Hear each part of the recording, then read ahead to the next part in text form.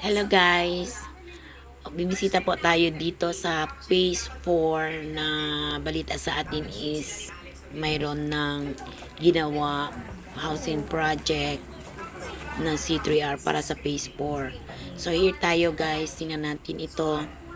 So as you see, 10 years na po kami naghintay. Finally, nagawa na rin po at na-startan na.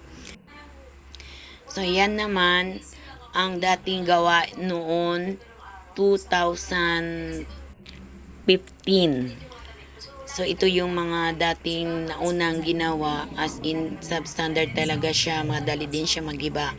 So yung in-expect po namin since ngayon na si PBBM is standard naman ang Hello guys, gawa ng bagong pabahay ng 2023. So guys, tingnan nyo ang footbridge. Project So yan pa rin ang aming concern, yung footbridge, dahil nga ito yung pinaka-major na concern ng mga tao na nakatira dito. So guys, marami pa po kami left behind, especially banda doon sa may Rihondo, may mga 44 homeowner pa kami na hindi pa nagawa sa Fishpan Village. So ayon sa City Housing, wala na daw budget ng Sumbonga Seeds at iipa daw ng donor kung sino po yung makatulong para magawan po kami. So hindi po namin ito alam dahil hindi pa po siya na-startan. So somehow naman dito sa may asinan is nakita naman din natin ang pabahay ay nasimulan na sa banda ng phase 4.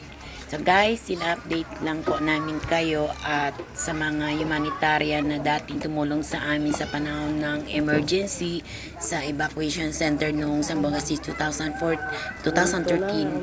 Labos po kami nagpapasalamat sa inyo at sana wag po kayong masawang magtulong. So ibalikan natin sa phase 4. May mga yung napansin natin dito na semento sa baba, ayon sa kanila is kahoy yan daw sa loob at hindi po yan solid na semento. Ang concern daw nila is baka mabubulok lang dahil sa pinapasukan siya ng tubig.